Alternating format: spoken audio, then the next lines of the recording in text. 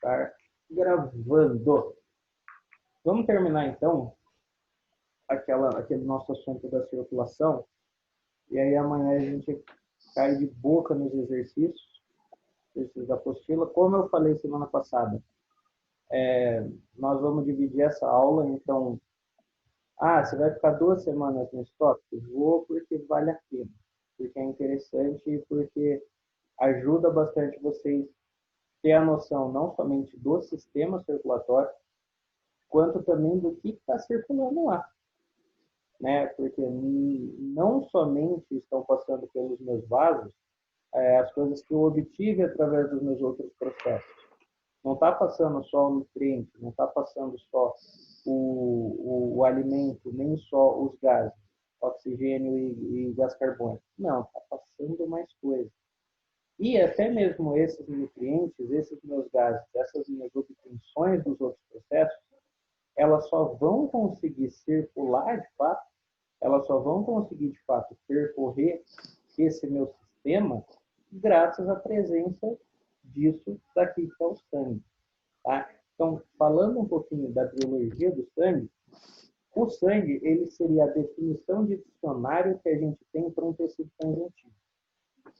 Eu vou mandar lá para vocês aquela revisãozinha de histologia e nós vamos ver que o tecido conjuntivo ele é um tecido diversificado. Tá? Existem vários tipos de tecido conjuntivo, mas o sangue ele seria a definição de dicionário. Por quê? Vocês vão ver lá que o tecido conjuntivo ele precisa de duas coisas. Ele não pode ter o mesmo tipo celular. E essas células, elas precisam ter um espaço entre elas.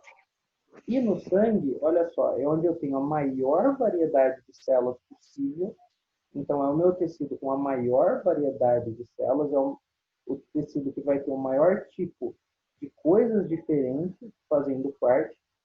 E eu vou ter muito espaço entre essas células. Esse espaço vai ser preenchido com água. Mas essa matriz extracelular também vai ser importante, porque se não tivesse ela, eu não ia ter como fazer essa circulação. Para a gente só ter um comparativo, pega o tecido epitelial. O tecido epitelial é o tecido que forma a nossa pele. No nosso tecido epitelial, você tem 2 tipos de célula no máximo. Essas células todas elas vão estar absurdamente aderidas umas às outras, coladas umas nas outras, com pouquíssimo ou quase nada espaço interno. Essa é a característica da minha pele. Pouquíssimos tipos celulares e pouquíssima matriz. Alguma coisa passa pela minha pele? Muito difícil. Muito difícil. No meu sangue, eu vou ter vários tipos de coisa, tudo com um certo distanciamento social entre uma célula e outra, e aí essa característica da circulação vai poder ser contemplada da forma mais otimizada possível. Muito bem, para que vai servir esse sangue? Esse sangue vai ser o componente do meu corpo que vai realizar o transporte. Ele vai fazer com que o transporte pelo sistema circulatório seja possível. Como eu falei na semana passada, lembra? O sistema circulatório é somente a estrutura. Tá? A estrutura com os vasos, com o coração, o músculo, as artérias, as veias, tudo bem. Só que diferente do meu sistema digestório, onde o meu alimento ele simplesmente cai, passa pelo sistema, diferente do meu sistema respiratório, onde o meu ar que entra pelo meu nariz literalmente cai até chegar no meu pulmão, aqui não. Porque vai ter coisa que vai precisar subir, vai ter coisa que vai precisar ir para o lado, vai ter coisa que precisa ir contra a gravidade, a favor da gravidade.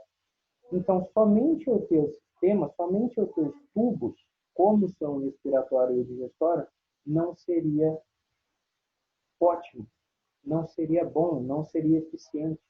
Então, eu precisei preencher esse tubo com uma substância que vai conseguir pegar tudo o que precisa no meu corpo e literalmente levar do ponto A para o ponto B. Tá? Isso no meu corpo é a função do meu sangue. Então, o transporte, de fato, ele vai ser feito pelo sangue utilizando o meu sistema circulatório. Tá? Então, é assim que acontece o meu transporte. Quem realiza o transporte? Sangue. Por onde? Pelo meu sistema circulatório. E aí a gente acaba tratando ambos como uma coisa só. Mas lembra sempre o que eu falei semana passada. O sistema circulatório é o caminho. É o caminho que aquela substância vai percorrer. O sangue é o busão que está levando todo mundo. Tá? O sangue faz o transporte pelo sistema circulatório. E com relação ao sangue, nós precisamos entender uma coisa. E aí eu vou pedir uma licencinha para o Ivanzão, tio da Química. E nós vamos lá, bem no comecinho da Química, a gente vê aquela questão dos níveis de organização das coisas. Né? Átomo, molécula, substância, mistura. E aí a gente chega nas misturas e você fala o seguinte, você tem mistura homogênea e heterogênea. E o professor de Química fala, bicho, você olhou, viu tudo a mesma coisa, é mistura homogênea. Se você olhou, conseguiu ver duas ou mais coisas, é uma mistura heterogênea, porque você consegue dividir. Né? A mistura heterogênea ela tem mais de uma informação. E aí você consegue ver as fases. Beleza. O sangue é uma mistura. Só que, diferente do que muita gente pensa, o sangue ele não é uma mistura homogênea. Tá? O sangue ele é uma mistura heterogênea. O sangue é classificado como um coloide. Por quê? Eu não tenho só uma informação no sangue. Muito pelo contrário, eu posso dividir o sangue em duas porções. Eu vou ter o plasma sanguíneo, que é a maior parte do sangue, a gente vai ver isso daqui a pouquinho. Maior parte do sangue é dada para o plasma, e eu vou ter os elementos figurados, que é a minha porção celular desse sangue. Tá? Então vejam, tenho duas informações. Eu tenho uma informação que vai ser líquida e uma informação que vai ser sólida. Então, quando eu tenho essa diferença de informação, mistura heterogênea. Muito bem. E aí, nós vamos lá. A gente quer ver se a gente está bem, né? O que o médico fala? Primeira consulta, professor, professor é ótimo. Doutor, quero ver se eu estou bem. Beleza, vamos fazer um exame de sangue. E através do exame de sangue, o médico ele consegue ver todo o estado do seu corpo. Por quê? É no sangue que está acontecendo o transporte de tudo. Então, ele vai ver se você está com falta de nutrientes. Ele vai ver se você está com excesso de nutrientes. Ele vai ver se você está em uma condição física boa. Por quê? Ele vai ver se tem muita gordura no sangue, se tem pouca gordura no sangue. Tudo vai passar por esse meu líquidozinho. Tá? Tudo. E aí a gente vai ver que tudo isso vai estar em associação com alguma dessas minhas duas porções. Mas beleza, e o exame do sangue? Como que vai acontecer? Você vai lá, geralmente de manhã, em jejum. Se você der sorte, a moça vai e precisa te furar uma vez só. Né? Enfermeira boa, pá, ou enfermeiro, vai lá, tira o seu sangue. E aí você vê um líquido vermelho muito escuro, quase preto. Show de bola. Depois que ele coloca o sangue lá no tubinho de ensaio e ele manda para dentro do laboratório, o que vai acontecer? Eles vão pegar o seu sangue e vão fazer um processo de separação de mistura. E aqui, de novo, eu vou pegar um gancho para a química.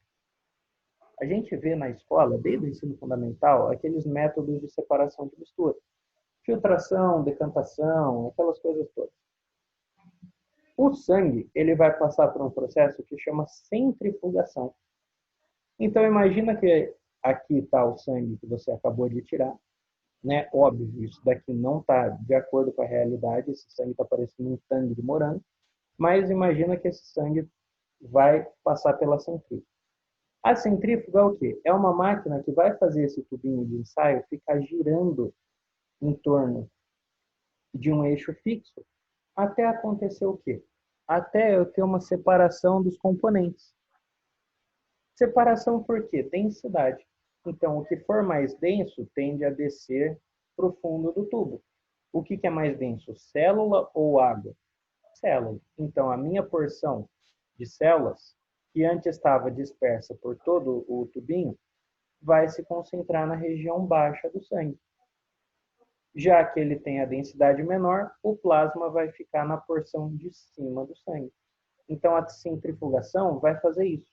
Ela vai conseguir separar. E aí o médico, o biomédico, eles vão fazer o quê? eles vão pegar esse plasma, analisar o que tem nesse plasma. Ah, ó, o plasma dele tem isso daqui, tem isso daqui, tem isso daqui. Vão pegar os seus elementos figurados e vão analisar os seus elementos figurados.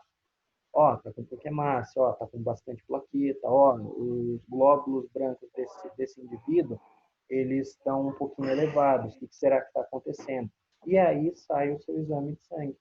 Tanto que o exame de sangue nada mais é do que o quê? É um monte de tópicos com um monte de quantidades. Esse monte de tópicos vão ser os elementos que vão estar contidos aqui. Opa, vão ser os elementos contidos depois da separação. E o bom do exame é que ele coloca lá um valor ótimo, né? Ah, o esperado é isso daqui, o seu deu isso daqui. Aí o médico fala, ó, isso daqui a gente precisa ver. Ou isso daqui está elevado, mas está só um pouquinho elevado, então tudo bem. Ó, isso daqui está baixo. Isso daqui está baixo, a gente precisa ir atrás de também averiguar o porquê. E a partir do que você vê no seu exame de sangue, o médico ele vai orientar para um lado ou para o outro. Essa é a grande mágica da gente fazer o exame de sangue. Por isso que ele é importante. Ele, muitas vezes, direciona o médico para algum lugar. Tranquilo? Dependendo do que tiver apresentado no sangue dessa pessoa. Beleza. Então, fizemos aí a separação. Temos os constituintes do sangue e vamos começar de cima para baixo, né? Vamos pegar esse plasma aqui e vamos analisar ele um pouquinho mais a fundo. O plasma, então, é a parte líquida. Beleza. Se é parte líquida, só pode ter água, né? Beleza. Tranquilo. Parte líquida, levemente amarelado, por quê? Porque nele vão ter algumas outras proteínas. Não vai ser só água. Tá? Junto com essa água vão ter sais minerais e proteínas. Esses sais e essas proteínas vão dar uma coloração meio amareladazinha para a água. Tá? A água continua sendo incolor, mas o que está junto com a água vai dar uma coloração um pouco diferente para o plasma. E é a maior parte do sangue, como a gente viu aqui, ó. Nesse meu slide, ele até colocou umas porcentagenzinhas. O plasma, ele compreende um pouco mais da metade. Então, vocês precisam guardar 55%? Não. Precisa guardar 45%? Não. Até porque isso varia de pessoa para pessoa. Né? Isso varia. Então, tem pessoas que o plasma dela é 59%. Tem pessoas que o plasma dela é 51%. Então, por via de regra, a gente fala que o plasma é a maior parte e os elementos figurados são a menor. Como parte líquida, eu vou ter água, então o plasma do meu sangue ele é baseado em água, sais minerais, lembra da nossa primeira aulinha do ano, né?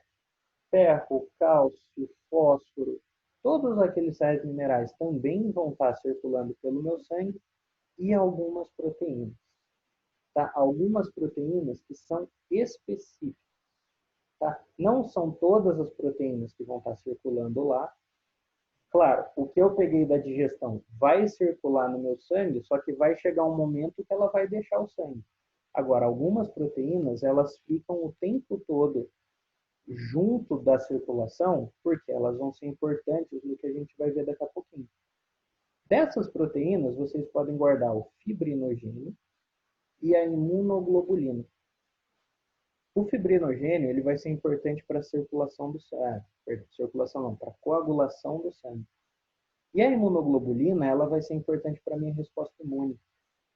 Tá? A gente vai ver que a defesa do meu corpo ela vai se dar pelos glóbulos brancos, mas antes dos glóbulos brancos eu vou ter dois mecanismos de defesa.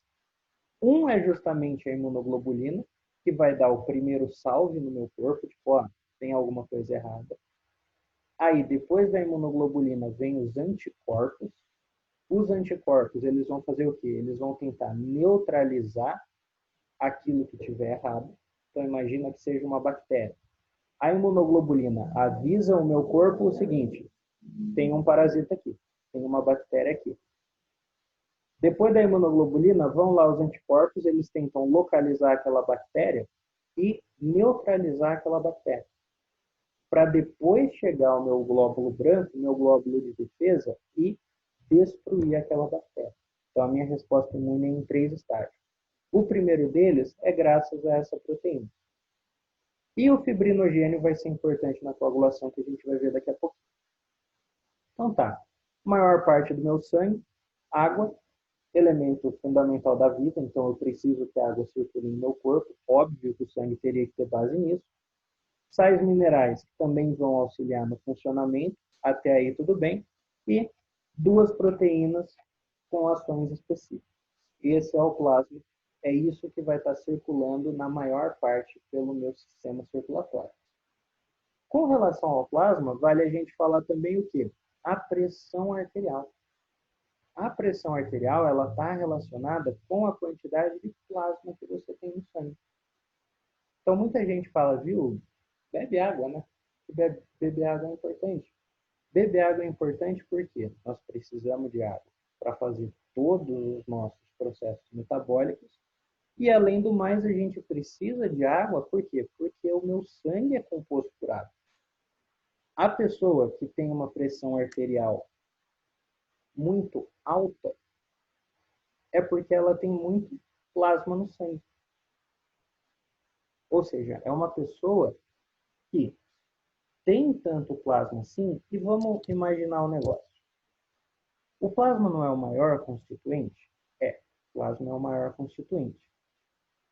O líquido, ele tem como característica uma coisa específica, né?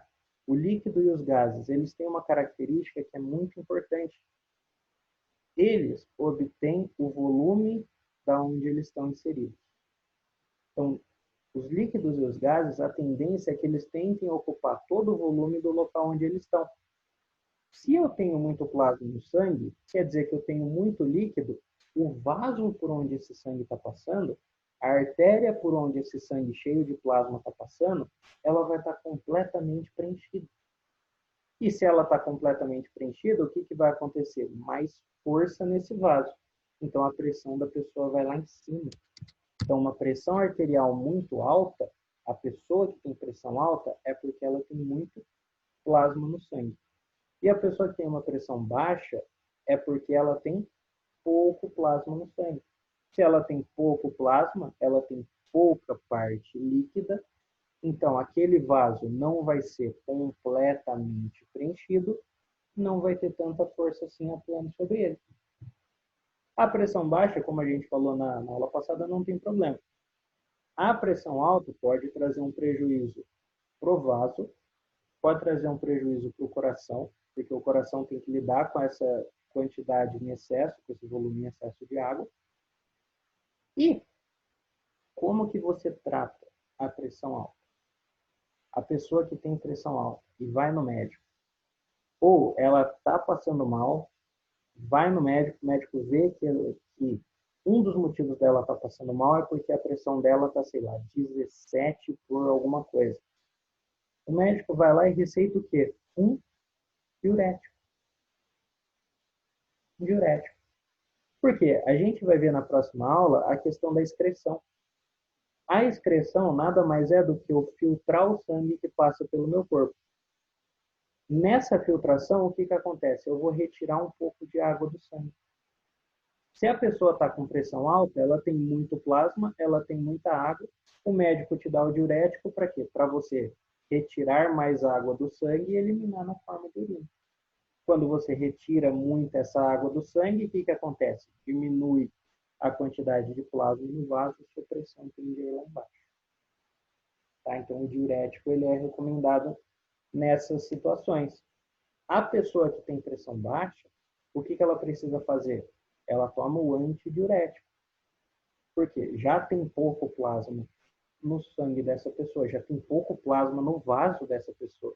Ela não pode se dar o luxo de ficar perdendo esse pouco plasma que ela tem na forma de urina. Então, as pessoas com pressão baixa, a tendência é que elas tentem segurar um pouquinho a eliminação de urina.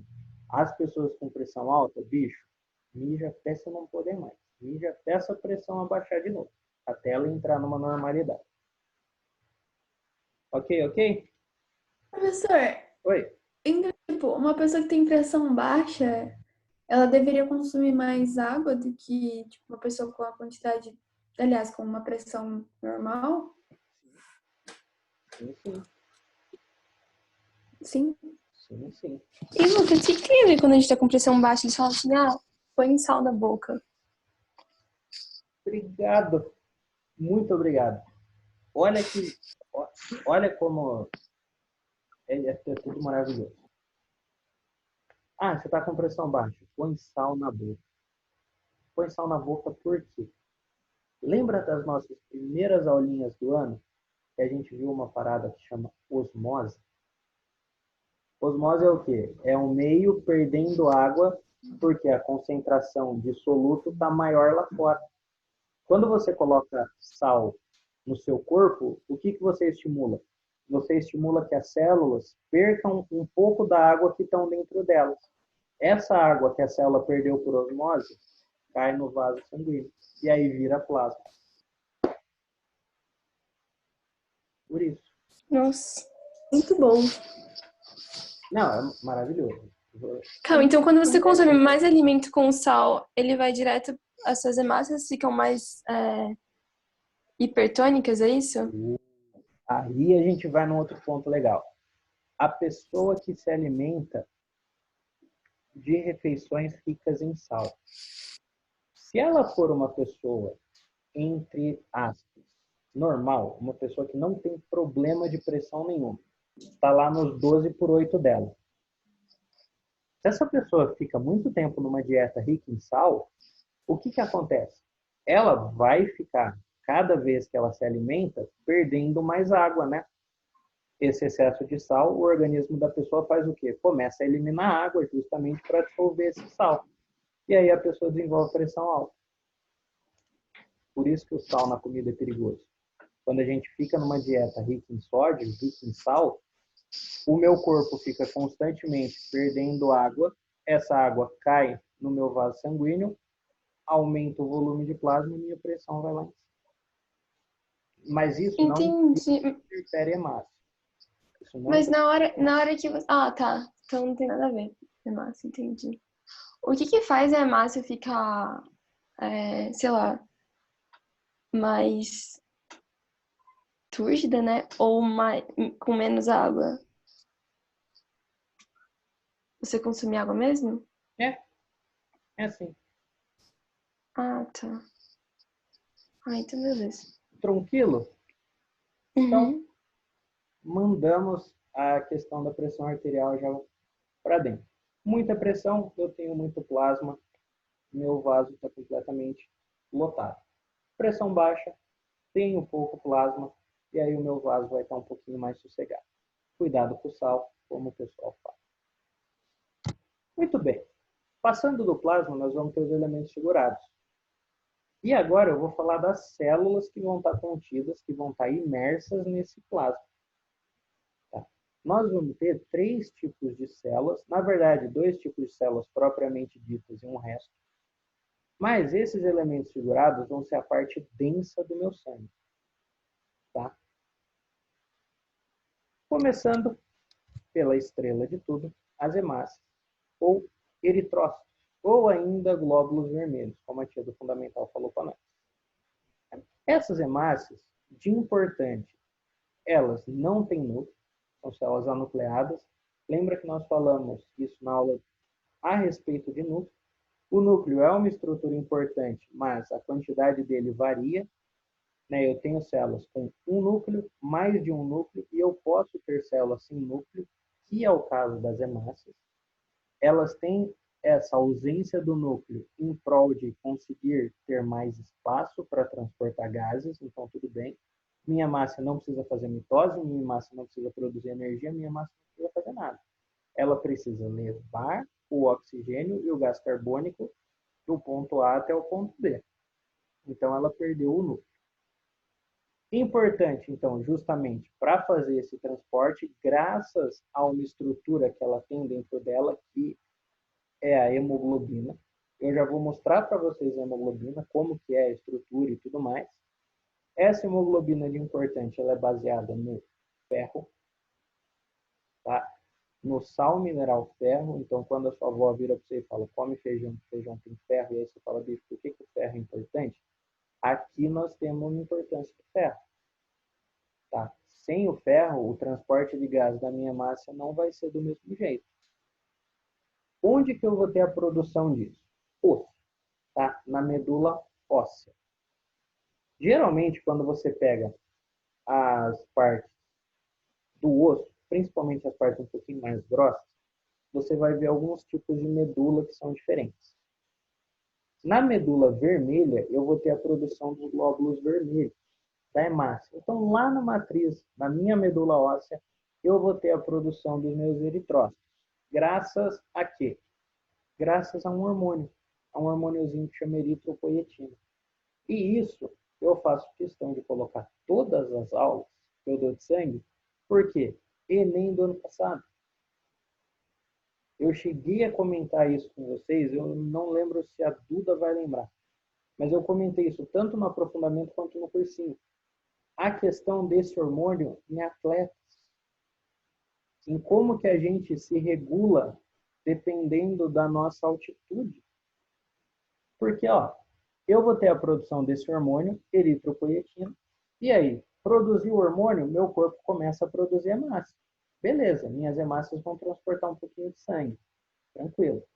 E aí, quando eu tenho muitas hemácias e eu não preciso produzir mais, o que que acontece? O meu corpo diminui a quantidade da eritropoietina. Ok. Quando você vai num local com muita altitude, num local com muita altitude, vamos imaginar o seguinte, é simples. Num local com muita altitude, você está mais perto do espaço. E no espaço não tem ar. Ou seja, a quantidade de ar que você tem numa altitude elevada é menor, é mais reduzida.